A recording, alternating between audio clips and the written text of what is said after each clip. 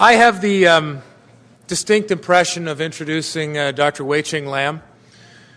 I know him both personally and professionally. Wai-Ching is a vitreoretinal surgeon at the Toronto Western Hospital, obviously in Toronto. He's also a professor at the University of Toronto. He's the director of the Vitreoretinal Fellowship in Toronto, and he has a lot of wonderful experience, both as a surgeon, as a medical retinal physician, and in treating a variety of different medical retinal diseases. He's had many opportunities to train fellows. In ophthalmology, a fellow is someone who has completed their residency training as a fully licensed ophthalmologist and now is doing additional training in retinal diseases to become what we call a subspecialist. So really, he's a trainer of the trained.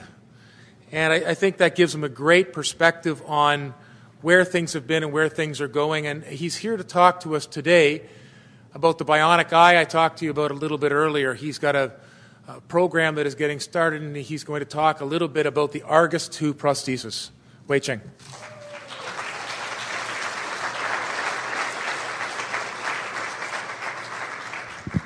Thank you, Tom.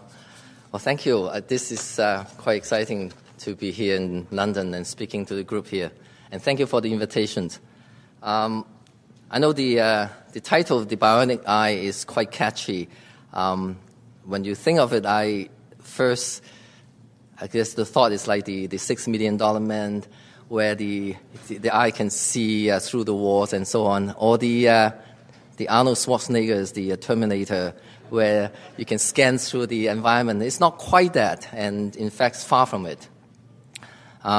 Before I speak to the Bionic eye or the Argus 2, it really is a visual prosthesis. Prosthesis means an artificial substitute. And first of all, as you already heard through the day, retinal disease affect like different layer of the retinal tissue depending on the types of conditions it has. And the use of visual prosthesis in ophthalmology has been something that we've been working for many years to try to create an opportunity to allow so-called artificial visions, create vision when the individual cannot see properly. And there are different approaches to the visual prosthesis. But before I go on to that, you have to understand the retina has quite many different layers. In fact, there's 9 layers of the retina, and the inner layer referring to the inside of the eye, and the outer layer refer to the layer that is closest to the eye wall.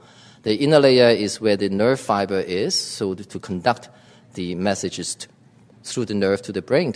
The outer layer, interestingly, is where the photoreceptors, where the cells that received the light signals go to. And we often say to people that the retina like the film in the camera, but these days people don't use film anymore. So it's like the sensor in your digital camera that processed the messages. But in order to look at the visual prosthesis, there are actually different approaches that people have taken. And one is that the cortical prosthesis. Well, what it is that they put in stimulations onto the brain. First of all, you know that the brain is the computer. The back part of the brain, the occipital lobe, is the visual processing center. So for those people, for instance, have totally no functioning eye at all, then you need to bypass, you cannot use the eye or the nerve to conduct the stimulation.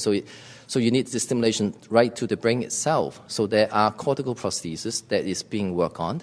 And there's also optic nerve prosthesis where they stimulate the nerve directly. And then you have the subretinal prosthesis.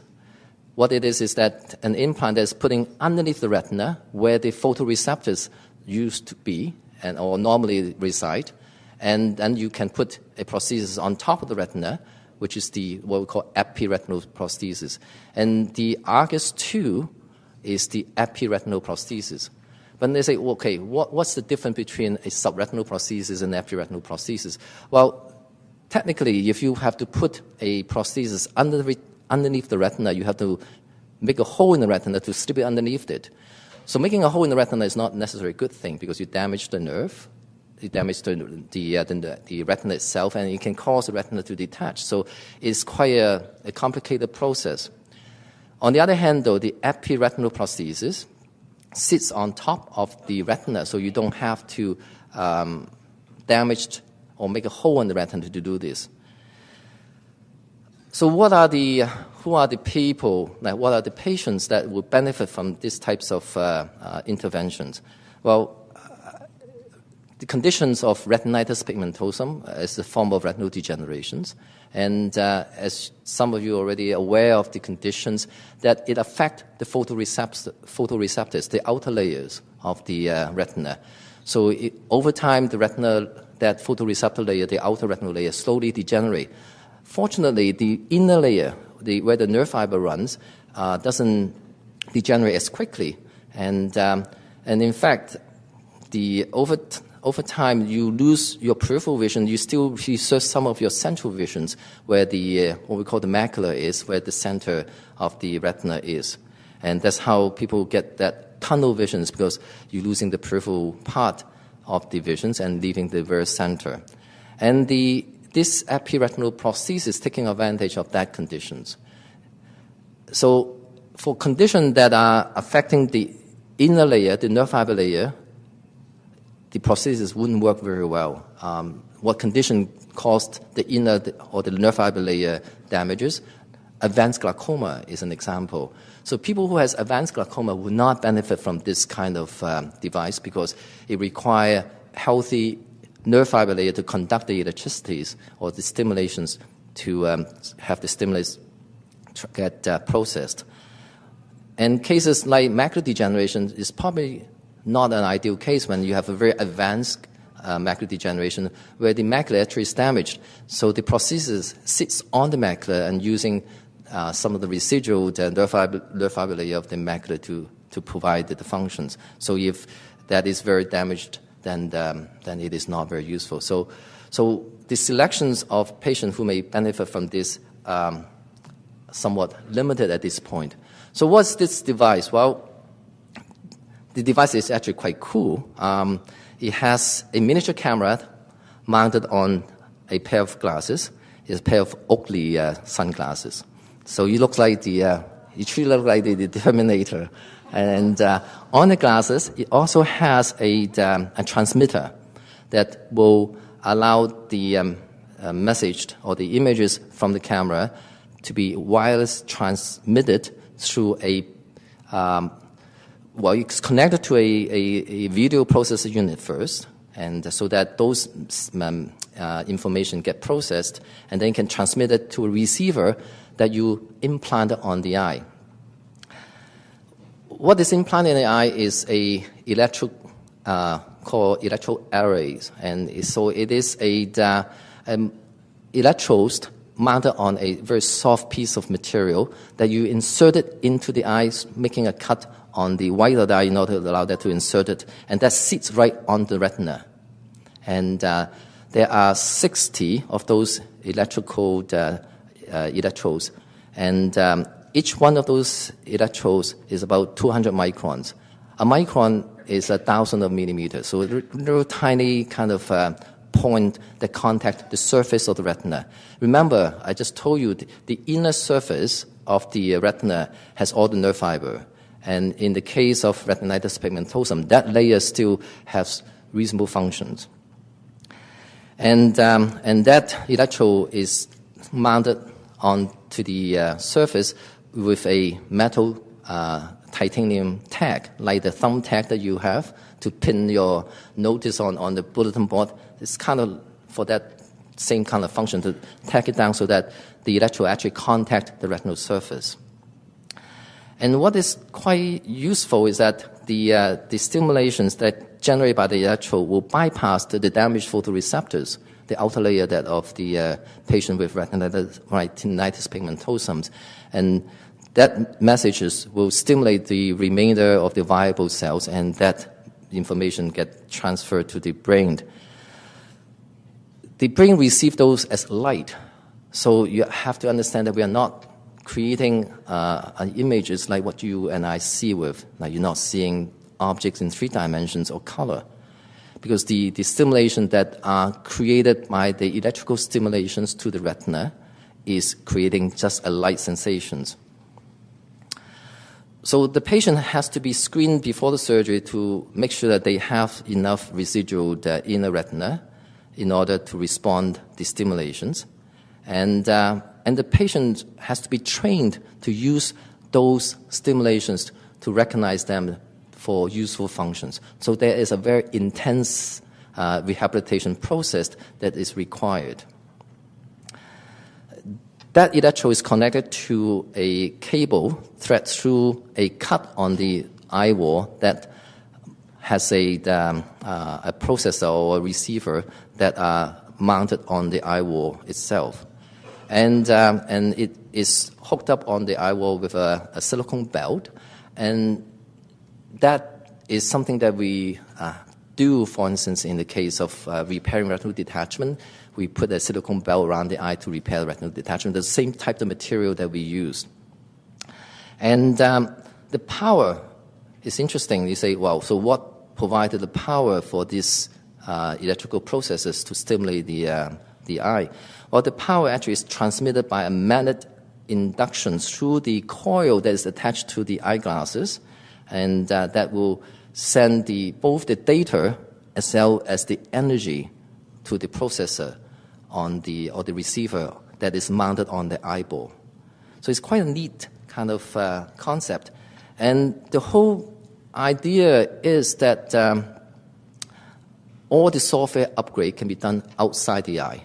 So you have the video processor unit that you can wear on your belt that's connected to your eyeglasses. And so if there need to be a software upgrade, so you don't have to go back to the operating room to replace the piece can actually stay in the eye, and the upgrade can be done through the processor that is on the outside of the eye. So let's talk about the trial, the study that was done to establish the safety and the efficacy of this device. And it was done as a multi-center international study in both North America and in Europe. They were able to enroll 30 patients between June 2007 and August 2009. And the follow-up period was between 6 months to 3 years. And the patients has to have confirmed retinitis pigmentosum with visual acuity, either just seeing light or worse. But most importantly, the patient has to have some visions before they lose the visions, meaning that they have to be able to see. They cannot born blind, okay? Because they have to know that there is a visual connection between the eye to the brain, because the device is only sitting in the eye, doesn't do anything to the brain. Different than the cortical prosthesis, you actually bypass the eye and stimulate the brain directly. And so what is the result? What did they find? Well, what they have found is that most of the participants were able to, with the devices, able to perform some basic activity with the device than those without the device. But what are the activities that they were testing? They are very simple. But for somebody who only see light, it could mean a lot. Well, what are the activities they were able to do? Well, they were able to locate and touch a square on the whiteboard. And when they look at the patients, 96% of the individual who have the Arcus 2 or the device were able to localize the locations of that square on the white field. And they were able to detect motions, like when something moved in front of them. And about half of them, 57% of the individual with the device were able to detect the motions. And they can recognize large letters and sentences. And we're talking about like the word like exit, like not cursor words, but very kind of typical prototype prints. But what's useful, though, is that they can detect the curve of the street, and they can walk on the sidewalk without stepping off from the sidewalk. And they can recognize where the door is, where the table is, and they were able to match black, gray, and white socks. That's important, I guess, even for the sighted people. You say, oh, you know, that those are not very exciting visions.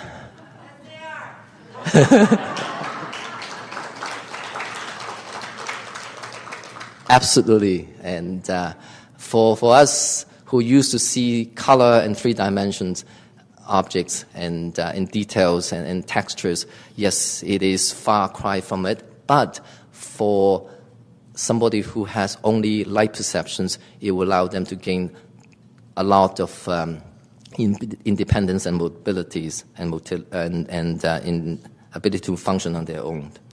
And in fact, when they were asked, the participant, 2/3 of the individual reported this has been a positive impact to their quality of life. It's important, though, that the follow-up or the rehabilitation process is intense, because I just mentioned to everyone that all they saw was light and straight lines. So you can imagine you're looking at like aligned persons and objects of light. So the whole world is quite a lot more simplified, almost like a cartoon way. And in addition, the field of vision is only 15 degrees, so it's a very narrow field of vision. And because the area that they can stimulate, or the area they can stimulate, is that 60 electrodes that put it onto the surface of the retina. So it's a very narrow field. And but again, it allows the ability to use that small field to the advantage. There's a kind of training process for both the individual as well as the device, because the device has to be, as I mentioned, they are individual programs. So at the beginning, they will stimulate 1 electrode at a time, so that because they have to titrate the amount of electricity to create a stimulus, because for different people the damage is different, so you require different intensity. And then they move on to go on to 4 electrodes, eventually go to 60 electrodes. And they spend about 4 hours a day to go through this process. So there's a low vision team with the electrical engineering work with the patients to develop this, what I told you about the functions, the way that they can see. So are there any complications? Most definitely there are, because it is a foreign body they put in the eye. It requires surgery. It's not an easy surgery. It's a complicated surgery. Although the steps of the surgery are part of what a vitreoretinal surgeon does. Like Tom does many part of that. Dr. Saito do many part of those surgery. And but there are about 11 patients out of the 19 out of the 30 patients experienced no adverse effect, but 11 of the patients did experience they describe 23 serious adverse events. What is serious adverse events? Serious adverse events are events that require surgery or some sort of interventions to correct. The most common one are the erosions of the conjunctiva. What is it? Well, the conjunctiva is the covering, the white of the eye that covers the devices, because you have a foreign body there and it causes breakdown of the tissues. And sometimes the other complication will dehiscence, breakdown of splitting of the wound, and inflammations, retinal detachment, which is a serious complication that can cause loss of vision, and lower leaking of the fluid, causing low pressure in the eye. In fact, there was 3 cases of infections, or what we call endophthalmitis, that was reported during the study. And one patient actually has to have the device removed. That was 14 months after the implant because of the breakdown or the covering of the device, so he cannot be protected from exposure to the outside and causing serious infections. And there was one device failure where the device cannot communicate with the external transmitter. They left the device in the eye without expanding it. So where are we with the device? Well, based on this study, that I just told you about, since 2011, the device has been approved in Europe. So they already have about 2 years working experience with them.